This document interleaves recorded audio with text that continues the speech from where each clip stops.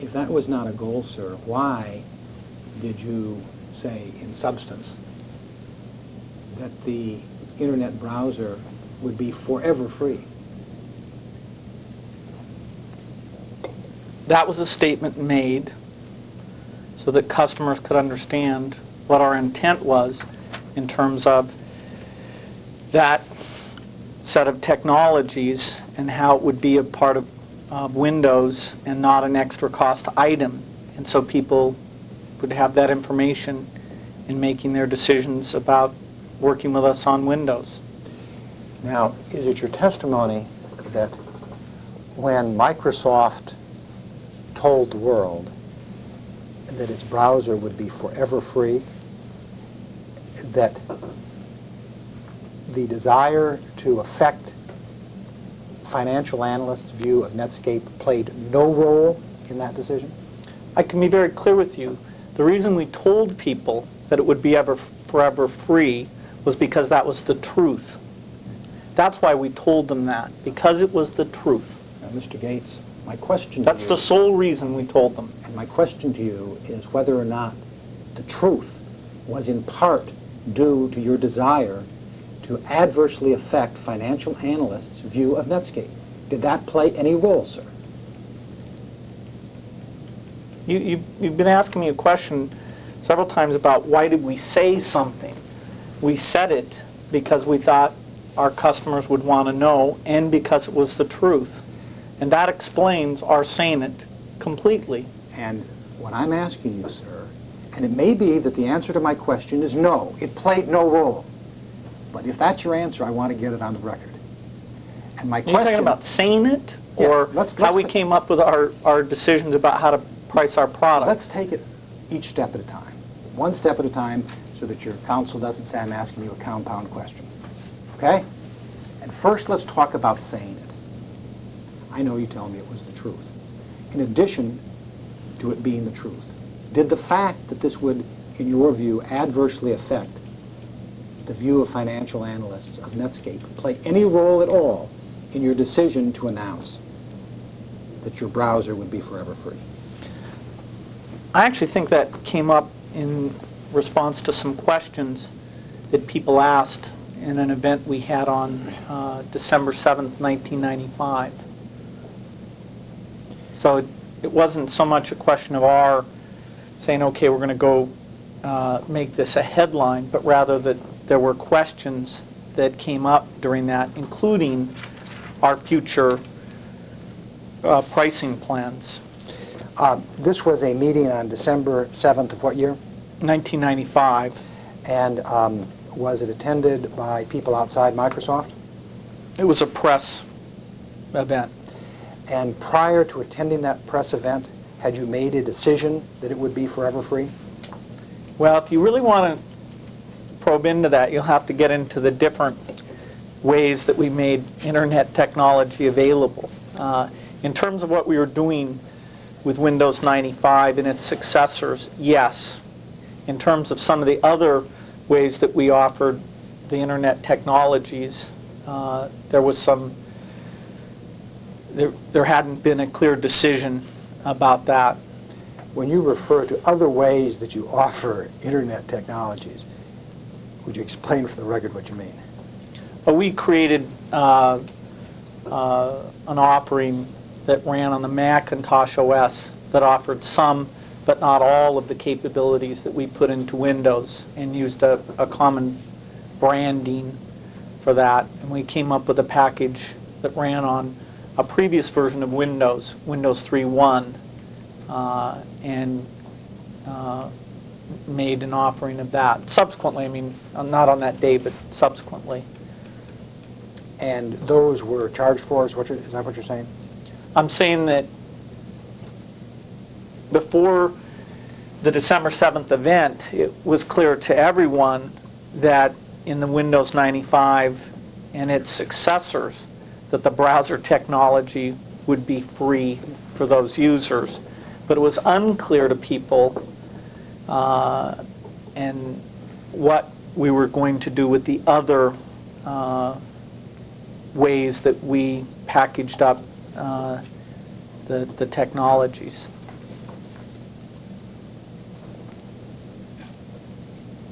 you read the question back, please? And those were charged for, is that what you're saying? Well, they weren't available, so if we're talking about December 7th, 1995, it's not a meaningful question. Subsequently, those products were made available to the customers without charge, but I'm saying that there was some lack of clarity inside Microsoft, even up to the event itself, about what we were going to do with those other ways we were providing Internet Explorer technology. Uncertainty as to whether you would charge for them, is that what you're saying? That's right. Okay. Prior to the December 7th, 1995 meeting, had a decision been made to advise the world that not only would the browser be free, but it would be forever free? Well, it's always been the case that when we put a feature into Windows, that it remains part of Windows and doesn't become an extra cost item. So it would have been kind of a silly thing for anyone to ask, including about that particular feature. And by this time, of course, browsing is shipping with Windows 95. Exactly sort of the point I wanted to come to, Mr. Gates. When you put things into the operating system, generally, you don't announce that they're going to be forever free, do you? Yes, we do. You If do? anybody asks, that's obviously the answer we give. Have you finished your answer?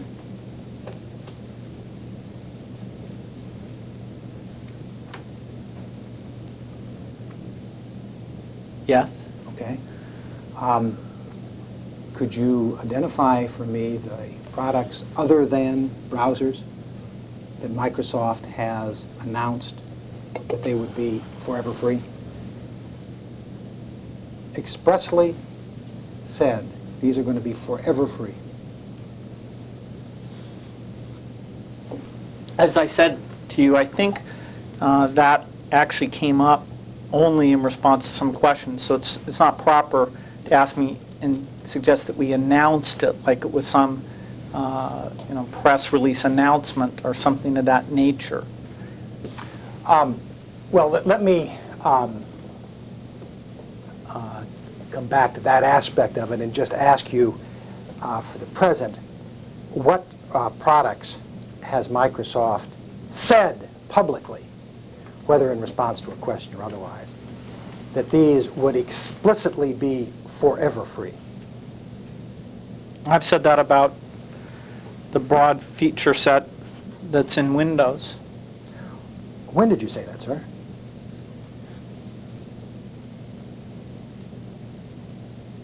Oh, I remember an analyst talking to me about that once at an analyst meeting. When was that? Oh, it would have been one of our annual analyst meetings. When? Not this year, either last year or the year before. Is there a transcript of that analyst meeting? Not with the conversation with that analyst, no. Oh, there are transcripts of analyst meetings, though, aren't there, Mr. Gates? Only of the formal Q&A, not of the most of the Q&A, which is where people are mixing around with the press and analysts who come to the event. And this question that you say happened after the transcript stopped being taken? That's my recollection, yeah. We'd like to be sure that if those transcripts have not been produced, that they be produced. We'll serve a document request and we'll respond in the ordinary course. Okay. But there are no If transcripts. that's what's required, we'll do that. We'll see if we can get you a request faxed down. I would thought it would have been easier for you to take that under advisement, but we'll proceed that way. It is a nonsensical request because the testimony is that it's a cocktail hour. And at a cocktail hour, there's no transcript. That's the testimony. Is that the testimony? This happened at a cocktail hour? I'm saying, yeah, in the informal Q&A, not the formal Q&A. This was at a cocktail hour? Or a dinner, or a lunch. Well, which was it? I'm certain that it was in the informal part of the Q&A. Exactly, was it on the way to the bathroom or to the cookie table or the dinner or the cocktail hour? I can't say. So that sometime on the way to the bathroom or the cookie table or the cocktail hour. Or lunch or dinner. Or lunch or dinner, some analyst whose name you do not recall, asked you a question. Is that what your testimony is? Yes. And what was that question? They asked about, were there parts of Windows that would become separate products and we charge separately for in the future? And what did you say? I said no.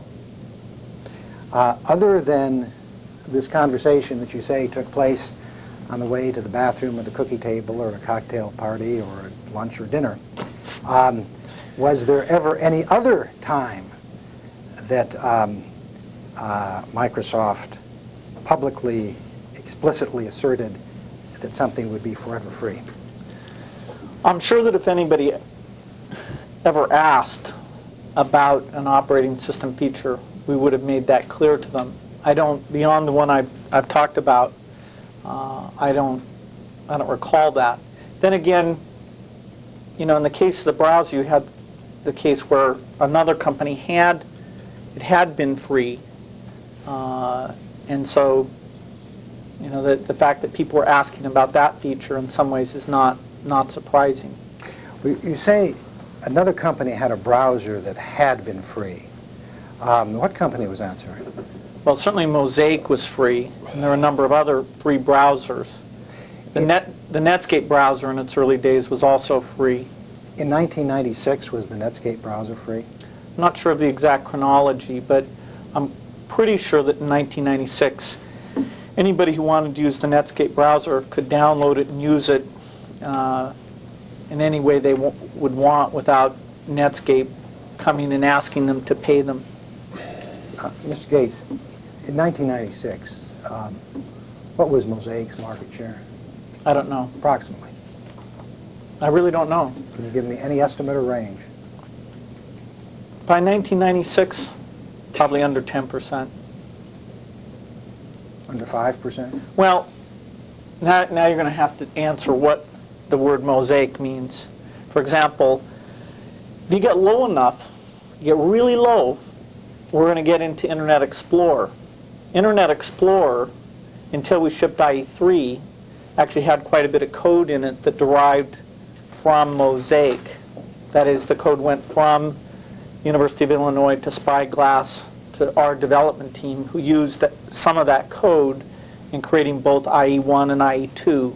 So if you get low enough, I'll have to ask you, do you consider IE1 or IE2 a form of Mosaic? Not for purposes of this question, if it'll help you. Okay, then you can get down below 5. Okay.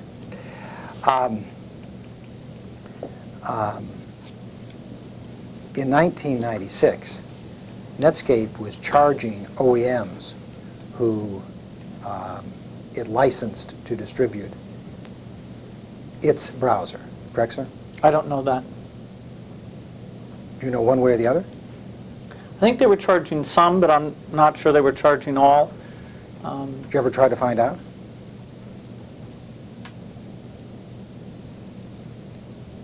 I know we were always unclear what the nature of those deals were. Did you ever try to find out how much of Netscape's revenue came from charging for the browser?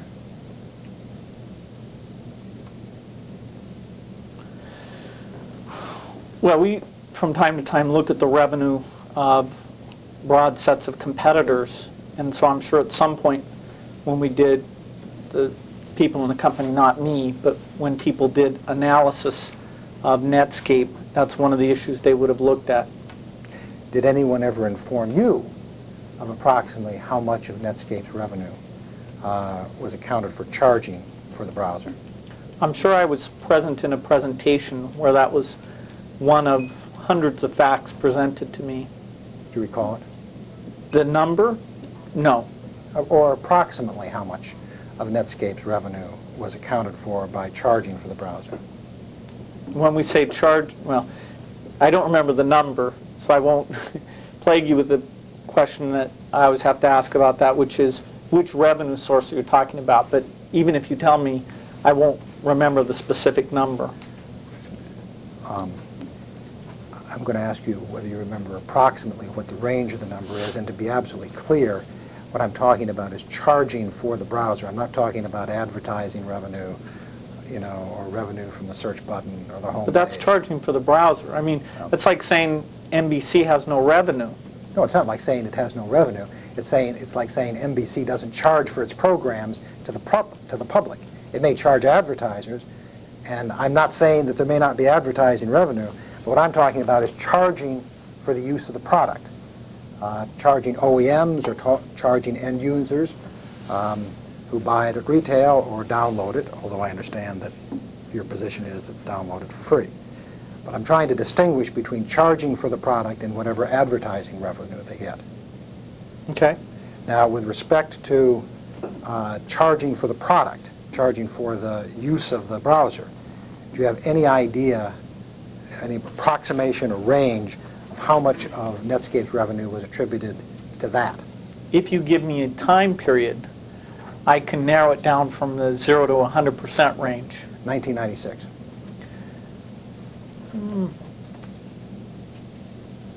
I don't know, 20 to 50? Today.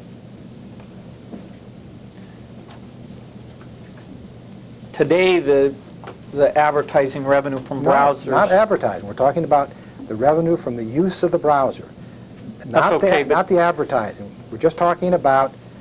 I know that's right, but let me complete my sentence. Okay. Today, what you would call non-user revenue sources are very substantial and more than cover what people are doing with browsers. So that's become the primary revenue source that you get specifically related to the browser. Indeed, today, the amount of Netscape's revenue that's attributed to charging people for the use of the browser is zero, right, sir? I don't know that. Because they don't charge for the browser, right? You know that, don't you? No, I don't know if, they had some commitment contracts with various people, and you can do special things with browsers, and understand they do lots of different deals that include various special things. And so I don't think it's fair for me to sit here and tell you what Netscape's revenue are from a particular source. If you want to ask me about Microsoft, that would be a different thing. But I'm not an expert on Netscape revenue. And so you just don't know is your answer, as you sit here now? Yeah, it may have dropped down to zero. I don't know. Okay. Was it part of your intent in taking the actions that Microsoft took to drive that down to zero? Objection. We price our product, Windows. That's the only thing we do relative to pricing. The most important thing we do is we create the features of the product, including improved versions. Let me be sure my question is clear. Was any part of Microsoft's actions with respect to its browser, or as you sometimes refer to it, browser technology,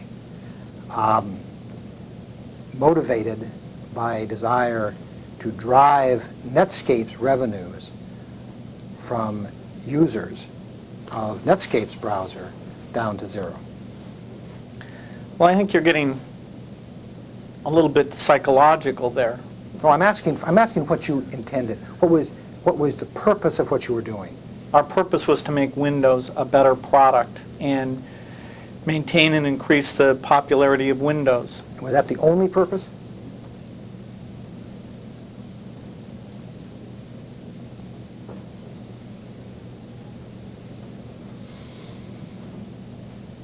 That was the purpose on which the decision was made. I just want to be clear. It's your testimony that an intent to deprive Netscape of revenue played no role in any of the decisions that Microsoft made with respect to browsers or browsing technology. Is that your testimony? Well, our decision to have the browser be a feature of Windows was in no way motivated by something to do with Netscape. We had chosen that that was a logical evolution of the Windows feature set before Netscape was a factor at all. Mr. Gates, if your answer is that it played no role, that is your answer, but I need to get on the record what your answer is. And my question is whether an intent to deprive Netscape of revenue played any role in any of the decisions that Microsoft made with respect to its browser or browsing technology. We decided that it was a logical improvement of Windows to put the browser into Windows before we had much awareness of there even being a Netscape. So the decision that that would be a feature, and as I've said, when we make something a feature of Windows, that means that it's available along with all the other features in the license fee. That decision had been made very early on. We also had a very early recognition of the potential revenue sources from things like the search button and the home page, and that those would become quite substantial. Mr. Boyce, we're prepared to go right through to 6 o'clock, but we'd like to have one more brief break when you come to a logical stopping point. I'm having trouble seeing when the stopping points are, but if you could have one come up soon, I'd appreciate it. Okay. Let me just try to get this question answered, then we'll take a break. Can I have the question back?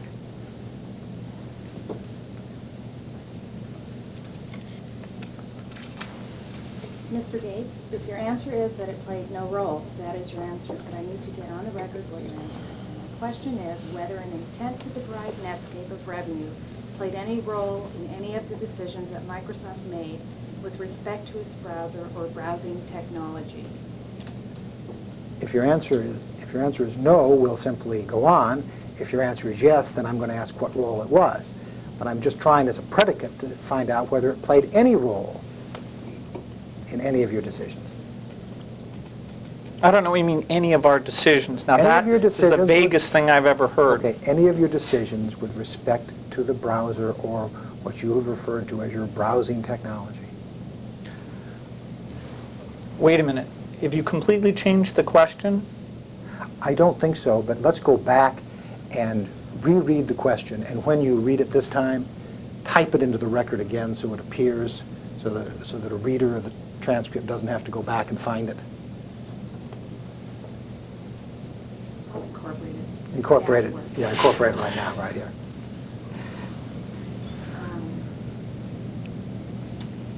But my question is whether an intent to deprive Netscape of revenue played any role in any of the decisions that Microsoft made with respect to its browser or browsing technology. Object to the question. It's vague and ambiguous on several counts. Yeah, it's pretty vague. Let's say we decide... This is the same question that we've gone through 3 times. No, I know. Okay. I'm making the objection now. Okay. Let's say we decide to put a new feature in. Is that included in what you're asking about? A new feature in what? In our internet browser technology? If the purpose is to deprive Netscape of revenue, if that's why you put it in, yes, it is included, sir. And if you don't understand the question, if my question is not clear, I will rephrase it. You can tell me the answer is yes, you can say the answer is no, you can say the answer is I don't recall, you say your question is so confusing to me I can't answer it. But all I'm trying to do is find out what your answer is. Well, Do you have the question in mind? I think it's quite a vague question. Let me just give you a hypothetical to understand. Let's say we think users want a feature, and it can be a feature that we're doing first, or it's a feature that Netscape has done first. When we decide to put that feature in, our primary goal is to make Windows more popular and build momentum for Windows. But certainly there is, let's say it's a feature that Netscape's done first, then we are thinking, okay, will users be interested in our browser? If it's a feature we've done first, we're thinking, will users be interested in our browser? So you can't say that, as you get into 1996, that we're unaware of Netscape, and even though what we're primarily doing is related to making better experiences for customers and all that, the fact that we'll be compared with them in terms of how people choose browsers, we're aware of that. I didn't mean my question to suggest that you might have been unaware of Netscape in 1996, Mr. Gates. I assume that you were aware of Netscape in 1996. My question is whether an intent to deprive Netscape of revenue played any role in any of the decisions that you made about browsers or browsing technology. I'm not talking about a decision where you say, I understand this will have an effect on Netscape, but I don't care. I'm going to do it anyway. I'm talking about a situation in which, at least in part, you take an action with the intended purpose of depriving Netscape of revenue. Did you do that? Well, the original decision to include the browser into Windows as a feature of Windows was not taken in response to some thinking about Netscape. But once you get out into a period where we're looking at Netscape as one of our competitors, it's very hard to say, did that influence our decisions or not? To me, that's a very vague question. It's one of the facts we are aware of. Our primary goal, of course, is to make Windows better for customers. And we were doing a lot of great stuff there, and we're actually very successful once we got past a certain point in doing a product that people did decide to choose. But how can you say, when every person at Microsoft makes any decision, we don't get to run it where there's no thought about Netscape and there is a thought about Netscape. So you're asking me to reach into people's minds and do something that I think is strange. Would you read back my question one more time? And again incorporate it. Your original. The original one.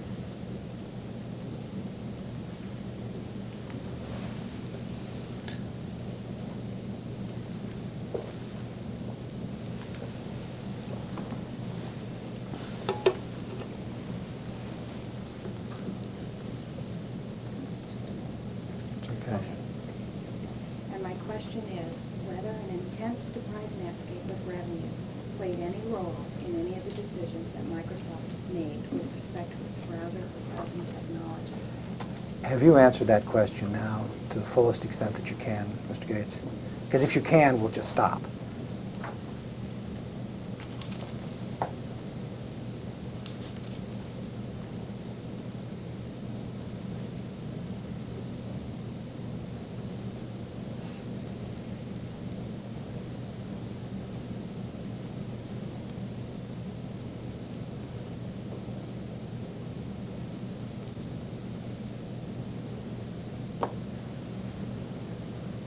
I find the question unclear enough that I'm afraid I won't be able to do any better than I already have. Okay? We can take your break now. Okay. Time is 5:22. We are going off the record.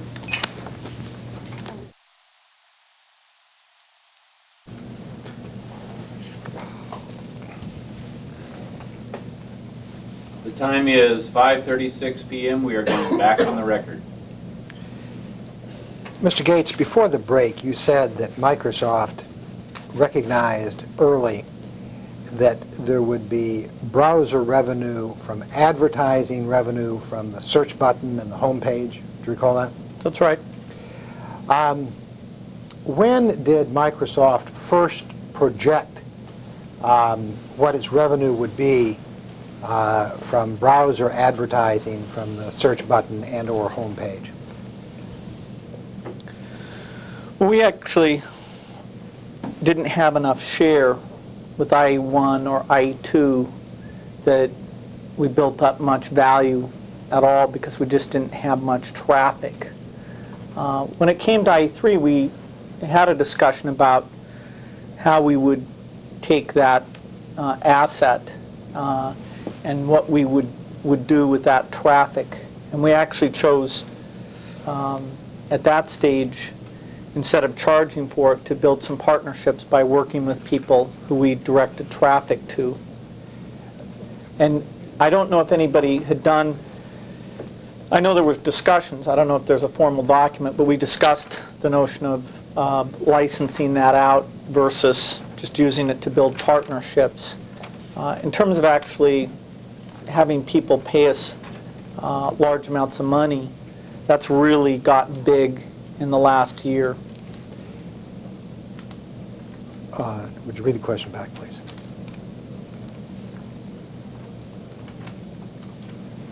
When did Microsoft first project what its revenue would be from browser advertising from the search button and/or homepage? Do you understand the question, Mr. Gates? Yeah, and the answer is probably as part of that decision what to do with the IE3 traffic, we would have looked at the choice of charging or using it in partnerships. Could you tell me, just for the record, when you're talking about?